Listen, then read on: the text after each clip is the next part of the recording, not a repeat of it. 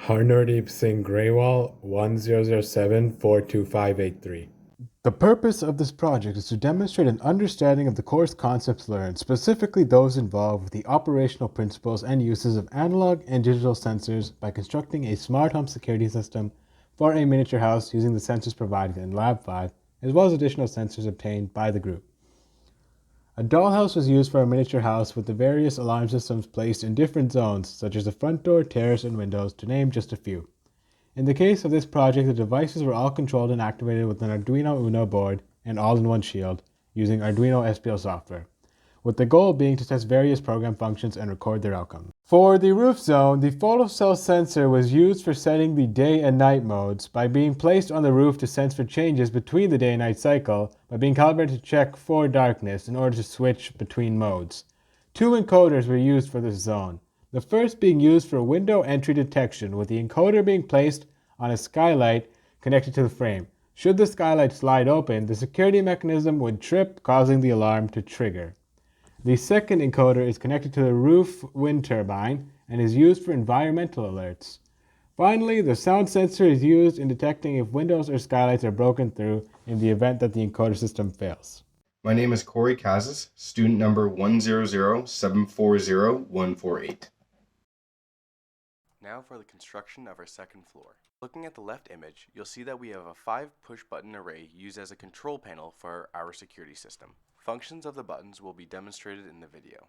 In the image, we can also see a speaker used for the alarm and an LED light strip used to convey information regarding the mode of our system.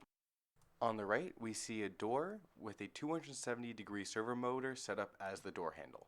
Combined with a current sensor, we can detect when someone is trying to enter through the door. If the alarm is set off, the servo motor will lock, preventing intruders from entering. Furthermore, on the construction of our second floor. On the left side, we can see a window hooked up with an encoder. This is detect when the window starts to slide. In the right image, we see a push button used as a weighted pressure plate. It was placed at the bottom of the stairs because anyone who would like to access the top floor must walk over it. And finally, as you can see here, we routed all the wiring to the back of the house where we attached the Arduino module. My name is Julius Atherton. My student number is 100742140. I'll be presenting Security Zone 1 for my project. And I'm presenting the top part of the house, or we have called it Security Zone 1. Security Zone 1 is being represented by this 7-set LED right here. As of right now, we are in blue, and blue is an operational mode that we call standby. Standby represents that we only have the motion sensors that be on during the day, or what would be set up if it was override to standby. If we were to turn off the lights, we see that this turns to yellow, and that it is because this is our nighttime cycle. We register this using the photocell diode, which we have planted on the back of the building. If we can turn the lights back on so we can show this off. And this is being used to measure light detection for day-night cycles. As well, we also have the ability to use this keypad right here to change our operational mode manually. We have a green, which means safety, which turns off all sensors. A blue, which means standby, which only turns on the sensors that be on during the day. And we have a yellow for our alert, for sensors that we believe would be most optimal at nighttime. We use yellow as a reset. We use white as a reset, sorry. And that will turn on only the photocell diode, and the photocell diode will choose our logic. If we click red, it automatically turns off the program. Turns on the program to its danger mode. As of right now, we are in our night cycle, and we can go to the roof, where we have set up a window attached to an encoder as a window sensor. At night, if we were to move the window off, we can see that we go into our danger cycle. And it will not go off danger cycle until reset by a white click of the button. As well, we also know that we have a turbine set for weather hazards.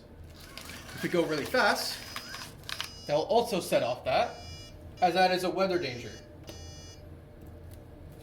This is also operational. We have it set to blue, which is normally our daytime mode. This turbine is operational in standby mode as well.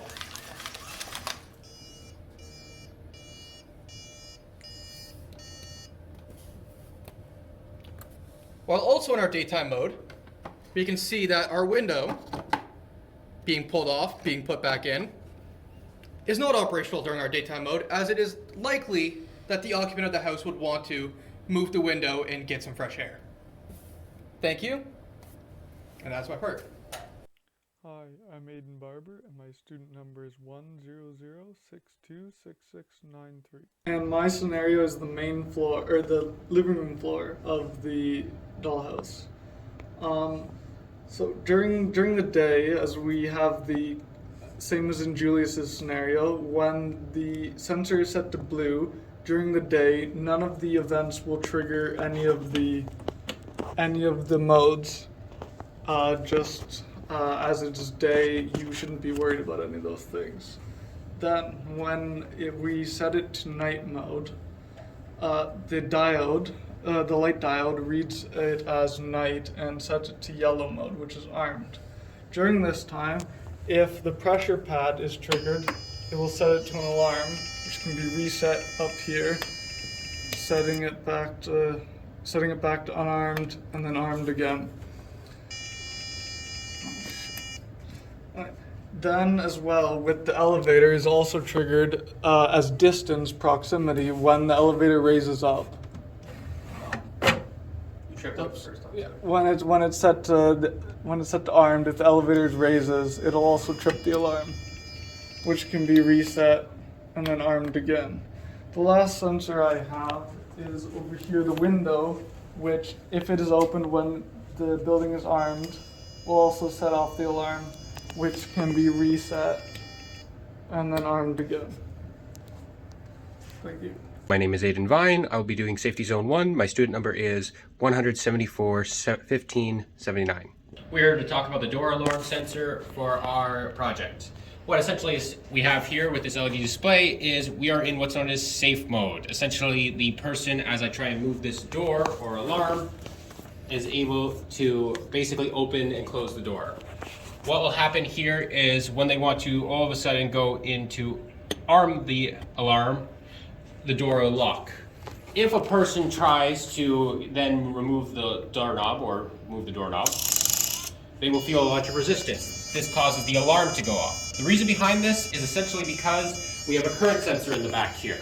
What ends up happening is as the alarm, basically as the thing is armed and someone tries to move the doorknob, this will cause an increase in current in order to resist them from doing so.